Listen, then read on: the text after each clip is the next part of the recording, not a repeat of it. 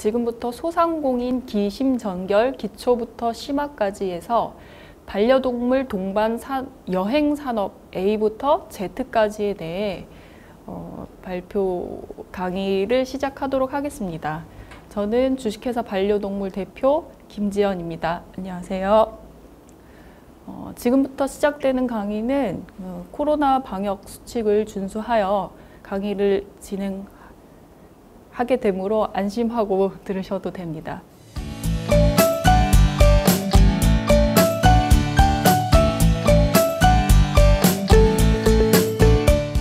지금 사진을 보고 계신 이 친구는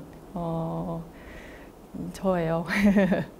저하고 제 반려동물 스누피와 함께 백패킹을 이제 떠나던 날이었어요. 그래서 반려동물 동반을 해서 여행을 한다는 것은 어떻게 보면 굉장히 이제 즐거운 일이고 누구나 하고 싶은 로망이긴 한데 사실 같이 여행을 막상 떠나려고 생각하면 정말 갈 곳이 없어요.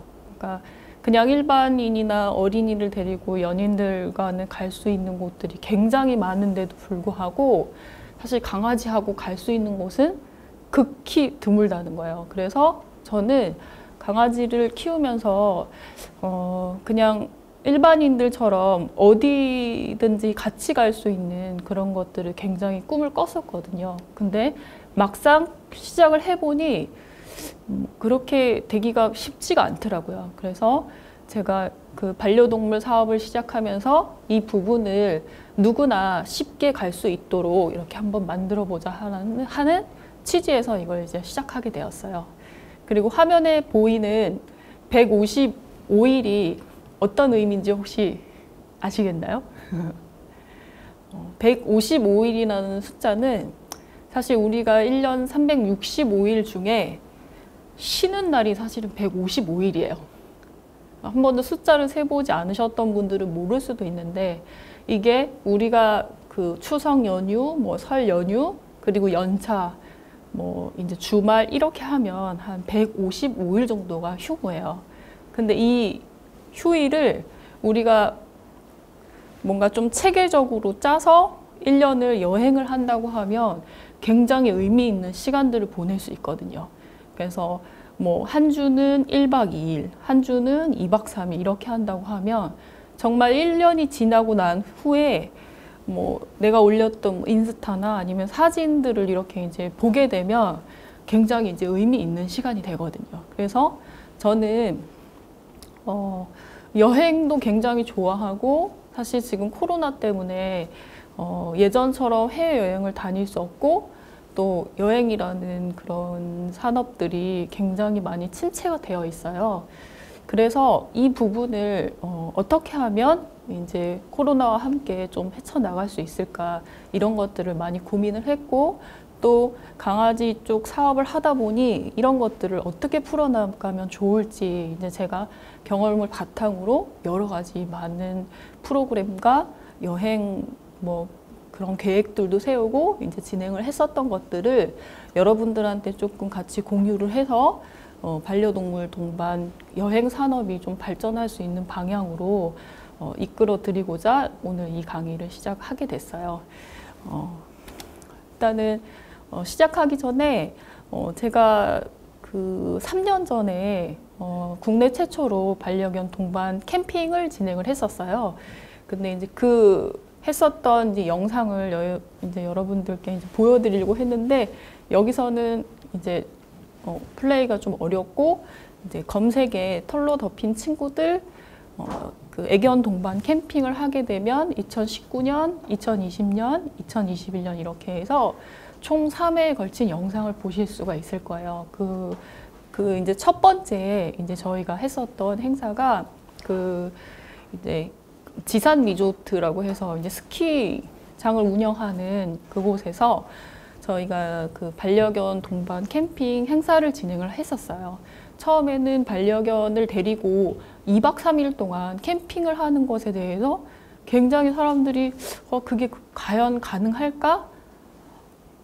이런 이야기들을 많이 하셨었거든요. 근데 저희는 그때 그 애견 유치원을 운영을 했고 또 그 강아지를 이제 훈련시키는 프로그램을 진행을 하고 있었기 때문에 충분히 반려견들에게 그런 이제 에티켓을 가르쳐 주고 나면 이 행사가 가능할 것이라는 것을 예상을 했고 그거에 대한 플랜을 세우기 시작했어요. 그전에는 그 애견 관련된 뭐 마라톤 행사라든지 아니면 소풍 행사라든지 이런 것들을 이제 진행을 했을 때에는 사실은 처음에 시작을 할 때에는 굉장히 반응이 좋았었어요. 근데 막상 끝나고 나면 그거에 대한 후기가 나오지 않았었거든요. 그 가장 큰 이유가 뭐냐면 이제 반려견을 동반해서 뭔가 행사를 하다 보니 그 이제 뭐 무질서함이라든지 아니면 훈련이 안 된 강아지들 에티켓을 지키지 않아서 다른 사람들한테 뭔가 좀 불쾌함을 준다든지 개들끼리 좀 싸우게 된다든지 이런 것 때문에 사실은 행사가 굉장히 어려웠었어요. 그래서 저희는 그런 것들을 좀 보완을 해서 이 행사를 하기 전에 훈련 캠프를 진행을 했었어요. 훈련 캠프를 저희가 14명씩 이제 보호자 14명 그리고 반려견 이제 14마리 해서 팀을 나눠서 12개조로 나눠서 주말마다 4시간씩 이론과 그 실기를 가리키고 그 사회화 교육 테스트를 통과해서 이 행사에 참여하도록 했어요. 그래서 사실은 이 첫 프로젝트가 한 6개월 정도 시간이 걸렸어요. 그래서 반려견들이 에티켓을 배우고 난 후에 이 본 행사에 참석해서 이제 2박 3일 동안 캠핑을 할 수 있도록 저희가 이제 지원을 했었거든요. 그리고 이 행사를 하는 동안에는 반려견들과 함께 할 수 있는 뭐 트레킹, 뭐 보물찾기, 음악회, 그다음에 뭐 바베큐를 할 수 있는 공간을 마련해서 같이 음악도 들으면서 바베큐도 먹을 수 있고 이런 것들을 제공을 했었거든요. 그래서 보호자들한테 굉장히 반응이 좋았고 2박 3일 동안 여기 있으셨던 분들이 굉장히 만족도가 높았어요. 그래서 여기에 참가하셨던 분들 중에서는 지금 벌써 3년이 지났지만 실제로 캠핑을 단 한 번도 해보지 않은 분들이 이제 지금은 캠퍼가 되셨어요. 그래서 누구보다 더 그 캠핑을 조금 좋아하고 또 즐기고 이렇게 됐어요. 그러니까 제가 여기서 캠핑을 소개한 이유는 반려견은 사실 그 실내에 있는 것보다 야외에 있는 것들을 굉장히 좋아하거든요. 그리고 지금 코로나 시대다 보니 실내에 있는 것보다 야외 활동을 굉장히 권장하고 있어요. 그래서 어떻게 보면 정말 그 여행 산업이 힘들어지는 시점에 저희가 진행했었던 이 캠핑 행사와 반려견이 굉장히 접목이 잘 돼서 선풍적인 인기를 끌었었어요. 그 전까지만 해도 해외여행이라든지 이런 것들이 굉장히 빈번했기 때문에 국내에서는 여행이 굉장히 어려웠고 캠핑 산업도 조금씩 어려워지고 있었거든요. 그때 저희가 반려견을 동반해서 캠핑 행사를 하는 것들은 캠핑 시장이 좀 죽어가고 있을 때 굉장히 좀 힘이 됐었던 그런 프로그램이었거든요. 근데 그 다음 해에 코로나가 시작이 되면서 좀 더 이 캠핑이 좀 활성화되고 또 반려견과 함께 하는 것들이 굉장히 인기를 끌게 됐어요. 그래서 그 당시에는 너도 나도 사실은 그 반려견 동반 캠핑을 시도하려고 했지만 사실 강아지를 데리고 이런 것들을 하는 게 결코 쉬운 일은 아니거든요. 그래서 저희 같은 경우에는 뭐 아까 말씀드린 것처럼 그런 기본적인 그런 에티켓을 가리키는 교육을 통해서 행사를 진행을 했기 때문에 굉장히 질서정연하고 안전하고 재미있는 그런 여행 프로그램을 만들게 됐어요. 그리고 그 2회 캠핑 때에는 사실은 1회 캠핑을 진행을 했을 때에는 지산 리조트라는 장소가 굉장히 좋은 곳에서 그 행사를 진행하게 됐었어요.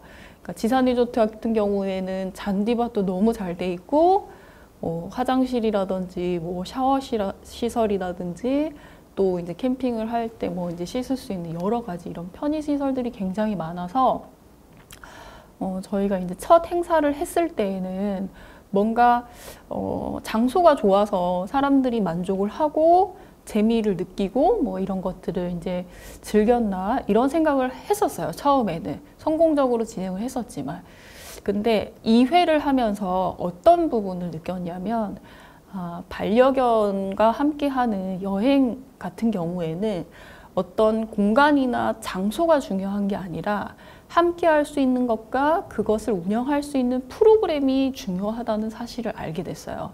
그 가장 큰 이유가, 두 번째 저희가 진행했었던 캠핑을 진행했었던 장소는 사실 뭐 어떻게 보면 이제 황토기 있는 허 벌판에 저희가 이제 뭐 바닥에 이제 잔디 조금 깔고 그 주변으로 이렇게 부직포 같은 걸 덮어서 큰 공간을 마련해서 그냥 행사를 진행을 했었거든요. 근데 그날은 뭐 반려견을 위한 그 어질리티 체육 행사도 하고 뭐 음악회도 하고 바베큐도 하고 또 뭐 보물찾기도 하고 트레킹도 하고, 그 1회 때보다 좀 더 프로그램의 퀄리티를 한번 높여봤었어요.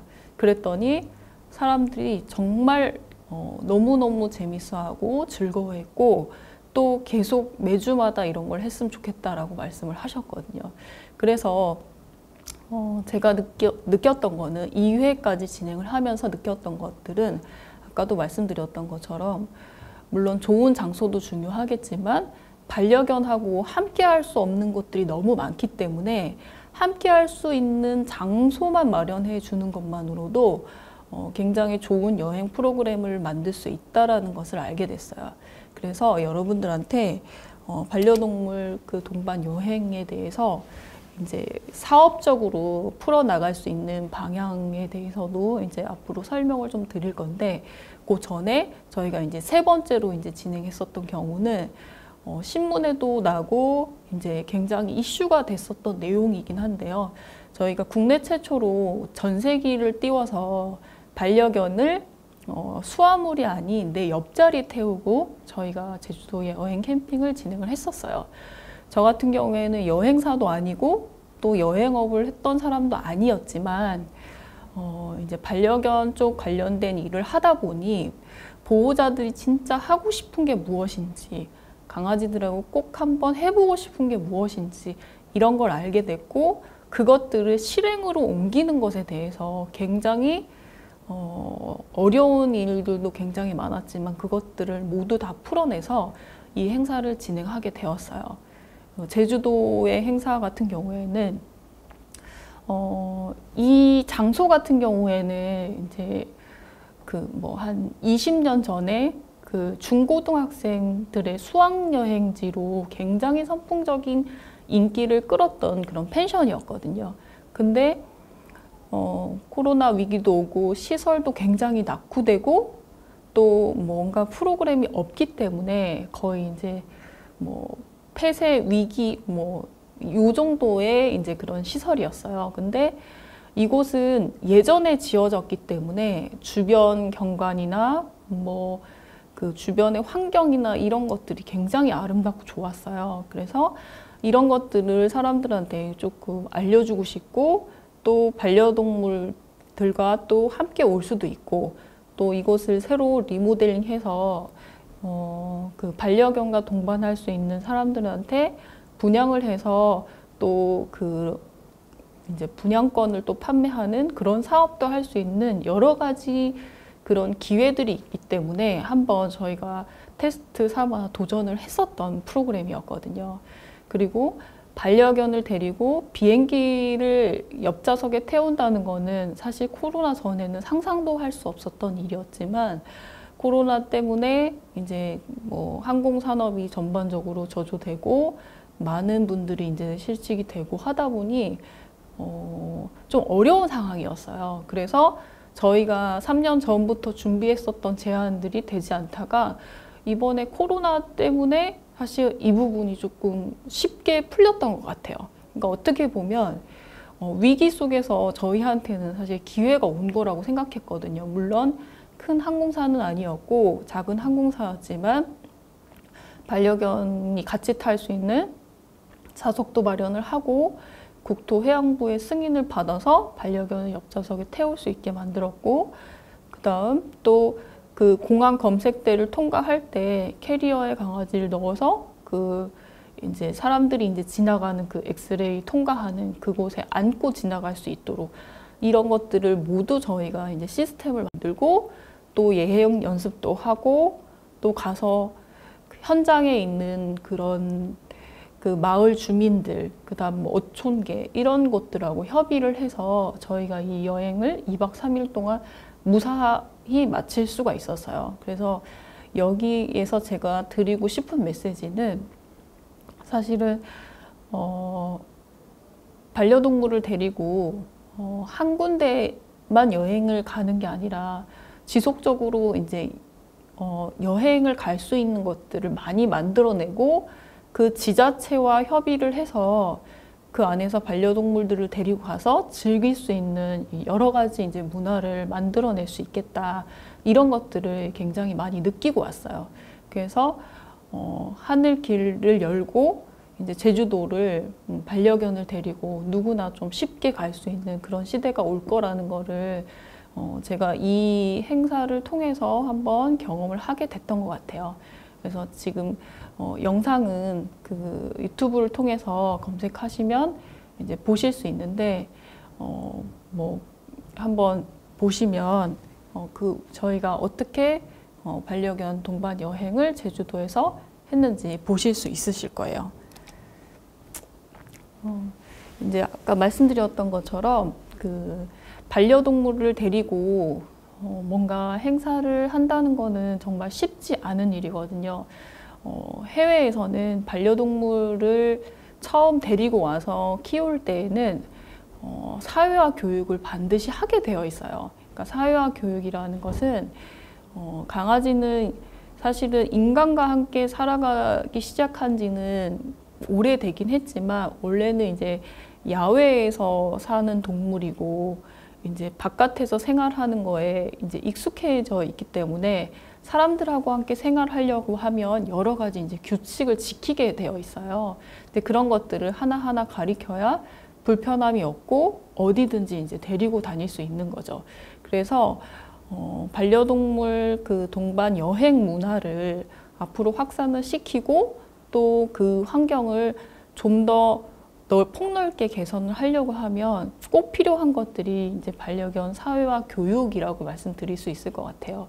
그러니까 그 교육은 저희가 3년 전에 이제 진행을 해서 지속적으로 하고 있는 훈련 캠프라는 거를 말씀드리고 싶은데 이 부분은 한번 하고 나서 또 반려동물하고 여행을 가게 되면 반려동물이 또 그 배운 것을 통해서 보호자하고 유대 관계가 또 형성되고 또 보호자를 리더로 인식하기 때문에 다음 여행 갈 때 굉장히 도움이 많이 돼요. 그리고 이 여행 경험을 통해서 또 다른 사람한테 이 경험을 또 나눠줄 수 있고 이런 것들이 굉장히 선순환이 되기 때문에 그 반려동물 동반 여행 산업에서 뭔가 중요한 그런 행사를 진행하게 되려면 꼭 알아야 되는 부분 중에 하나예요.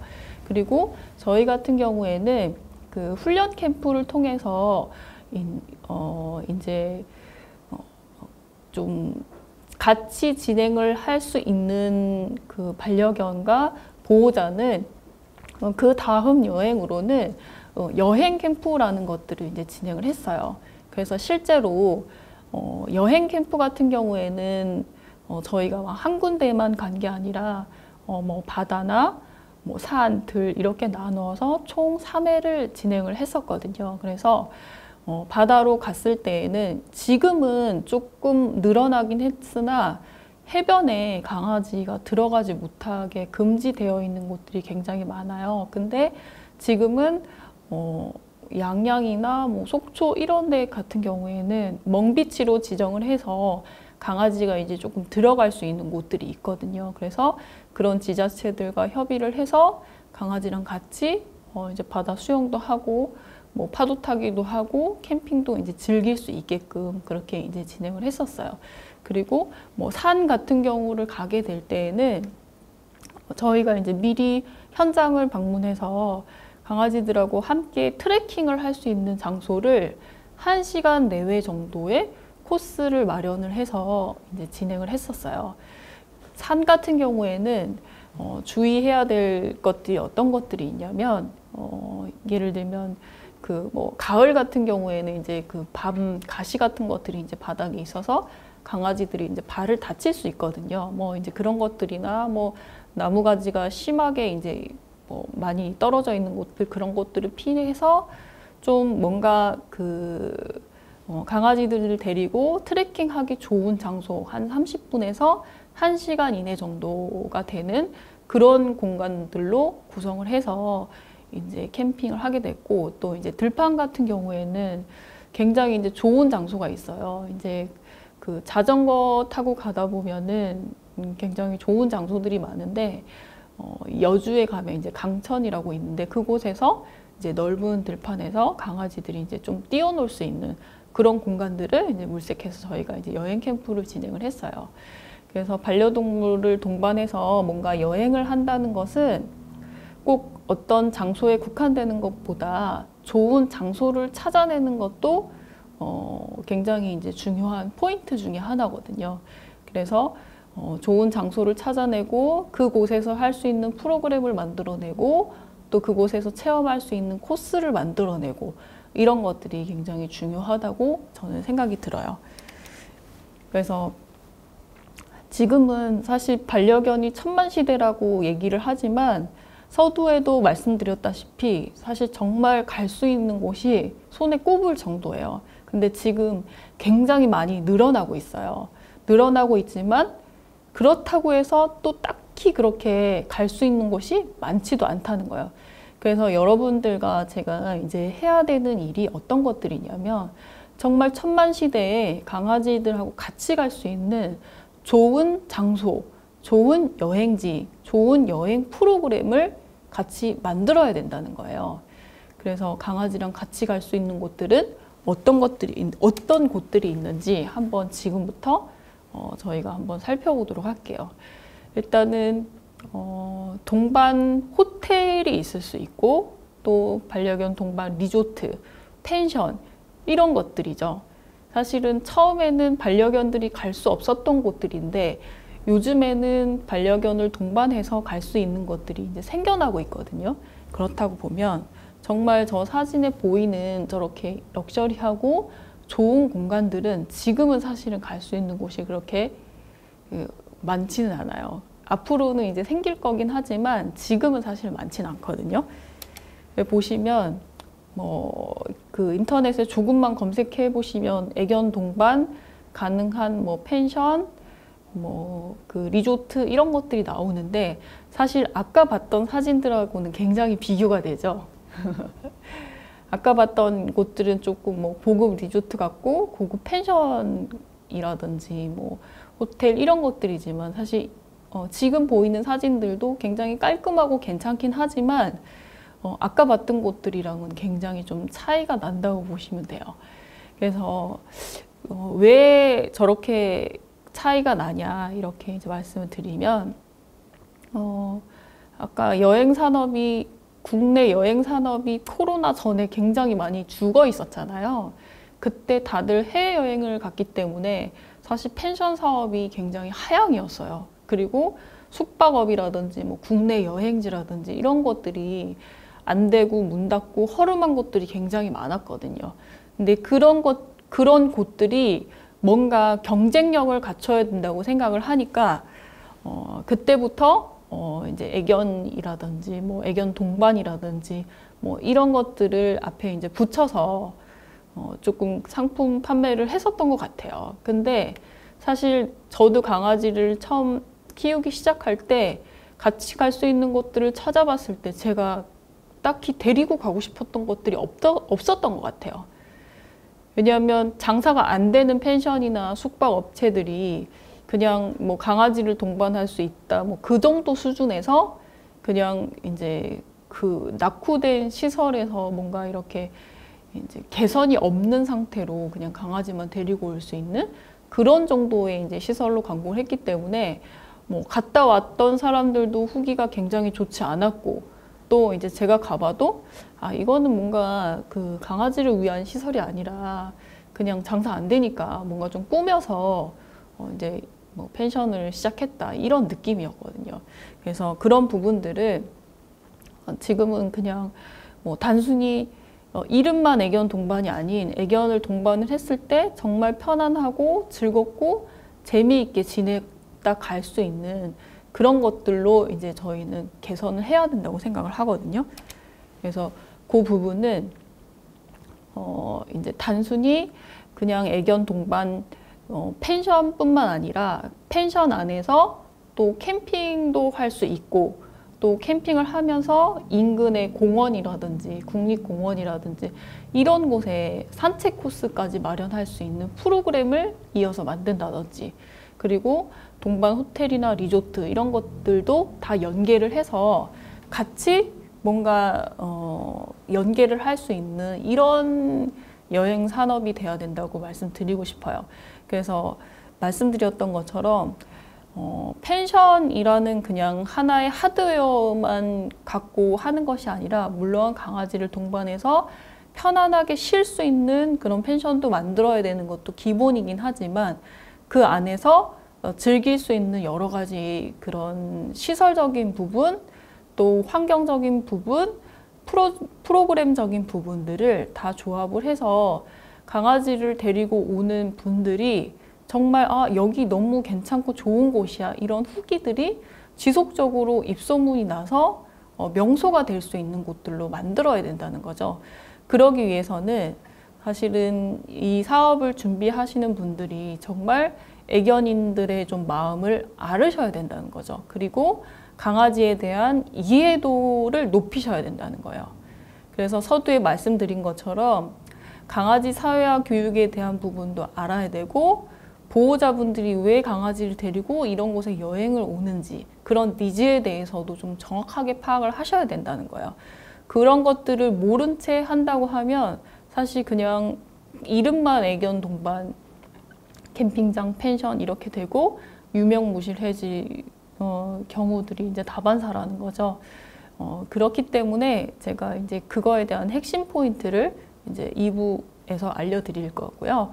그리고 이제 국립공원 같은 경우에는 굉장히 많은 분들이 강아지를 데리고 갔다가 그냥 오는 경우들이 되게 많아요. 이제 이유는 저도 국립공원에서 강아지랑 동반해서 백패킹이라든지 트레킹이라든지 이런 행사를 하려고 노력도 해보고 전국에 있는 국립공원에 모두 다 제안을 해보고 전화를 해봤지만 되지 않았던 이유가 제가 알려드릴게요. 국립공원에는 야생동물이 살고 있는데 야생동물 같은 경우에는 아프면 병원에 갈 수 없잖아요.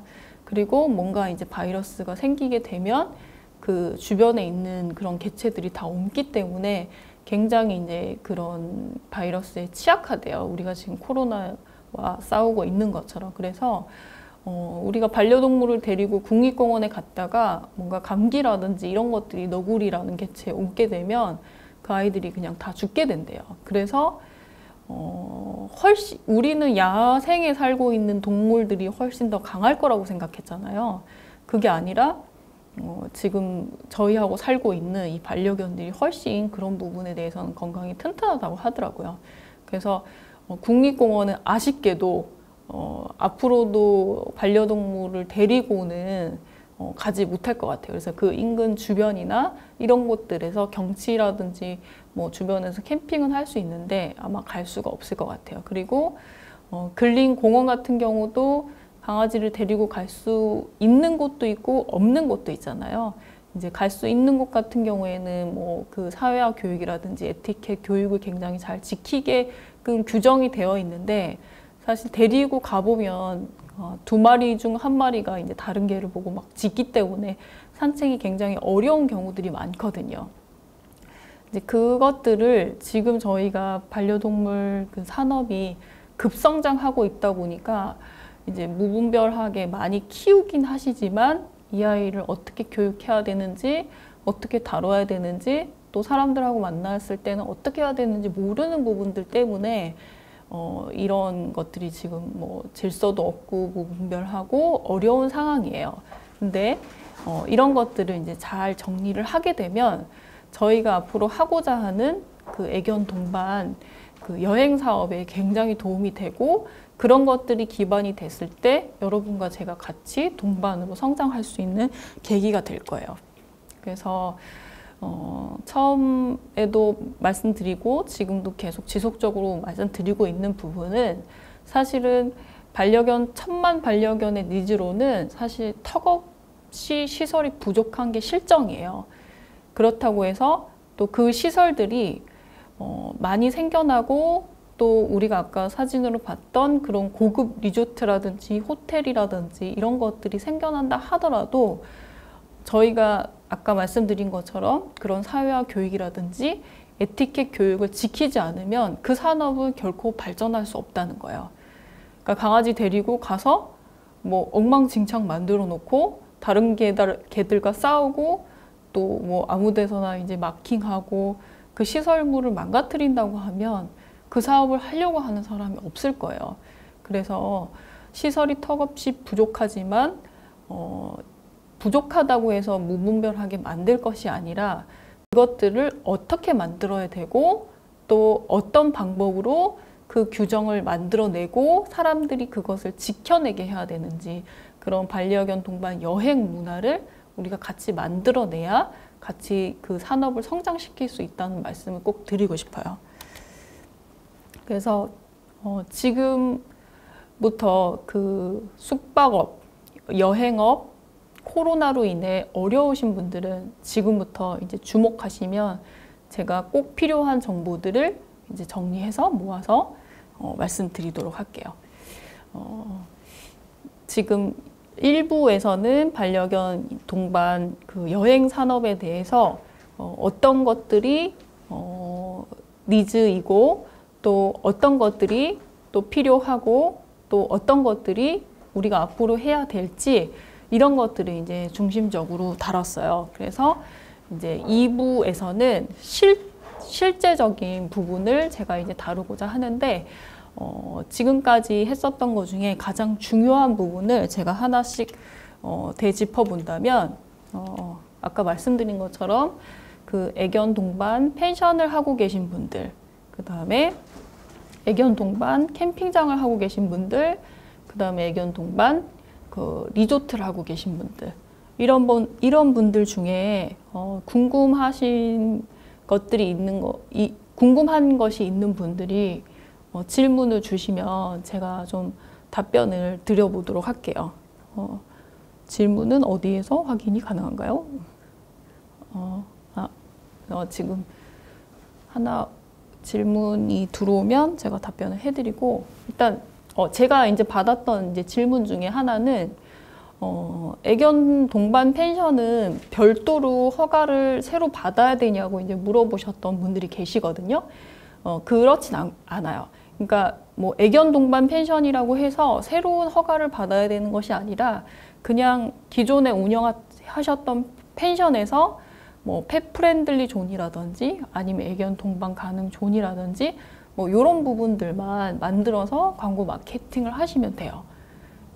그리고 또 캠핑장 같은 경우에는 그것도 뭐 별도의 이제 허가를 내셔서 진행해야 되는 게 아니라 캠핑장 같은 경우도 기존에 있던 캠핑장에서 이제 아이들이 이제 탈출하면 안 되고 또 위험 상황에 처해지면 안 되기 때문에 펜스 같은 것들을 치고 또 그 안에서 그 뭐 안전 거리를 이제 유지할 수 있는 그런 규정, 그 다음에 이제 펜스가 쳐져 있지 않은 공간에서는 뭐 이렇게 줄을 매고 다녀야 되는 뭐 이런 규정 정도를 하시면 돼요.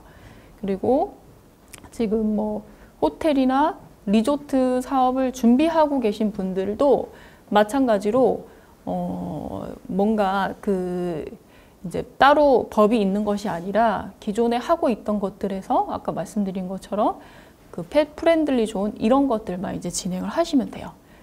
그래서 앞으로는 그 2부에서 이제 진행돼야 될 내용들을 중에서 이제 한 번 더 말씀드리고 싶은 것들은 그 애견 펜션으로 한번 전환을 하고 싶었었던 분들, 또 기존에 운영하고 있었던 캠핑장에서 또 전환을 좀 해보고 싶었던 분들, 그런 분들이 이제 중심으로 2부에서 이제 질문들을 좀 해주시게 되면 제가 거기에 대한 답변을 좀 드리도록 하겠습니다. 제가 어디 갔던 게 제일 기억에 남느냐고 하셨는데, 네. 저는 사실은 이번 그 5월 달에 그 제주도에 반려견들을 데리고 이제 여행을 갔었던 게 이제 가장 기억에 남거든요. 사실은 반려견을 키우시는 분들의 로망이 강아지 데리고 이제 제주도 가는 건데, 또 제주도를 강아지를 수화물에 태우는 것에 대해서 굉장히 좀 그 마음이 안 좋아하고, 또 강아지가 그 수화물에 탔을 경우에 굉장히 이제 그런 공포감 때문에 트라우마가 많이 걸리는데, 이번 기회에 이제 강아지 옆에 태우고 같이 갈 수 있었던 부분이 가장 기억에 남았어요. 그리고 같이 이제 카누, 카약 뭐 이런 것들을 했었거든요. 카약 타기, 그리고 이제 바다에서 수영하기, 이런 것들이 이제 굉장히 기억이 났던 것 같아요. 그리고 또 질문이 또 있으신가요? 저도 반려견 질문 하나만 하고 마무리하도록 하겠습니다. 네, 코로나 때문에 여행 가기가 좀 꺼려 하시는 분들이 많긴 한데, 반려견과 함께하는 여행은 이제 뭐 단체로 가는 것들이 아니기 때문에 좀 이제 인터넷에 좀 검색하셔서 좀 야외 탁 트인 곳에 반려견과 함께 할 수 있는 이런 곳들이 찾아보면 꽤 있거든요. 그리고 이제 저희가 함께하는 프로그램이나 이런 것들에 함께 참여하셔가지고 같이 가면 굉장히 좋은 추억을 많이 만드실 수 있을 것 같아요. 그러면 1부에서는 이제 반려견 동반 여행 산업에 대해서 그런 뭐 필요한 니즈라든지, 그 다음에 앞으로 뭐 어떻게 하면 그 여행을 좀 괜찮게 만들어낼 수 있을지, 이런 부분에 대해서 설명을 드렸고, 2부에서는 그 여행 산업을 어떻게 하면 발전을 시킬 수 있고, 또 개개인이 어떻게 하면 그 여행 산업을 하나하나 하면서 또 수익으로 연결시킬 수 있는지, 그런 부분들에 대해서 말씀을 드리도록 하겠습니다. 그러면 1부 여기서 마치도록 하겠습니다. 감사합니다.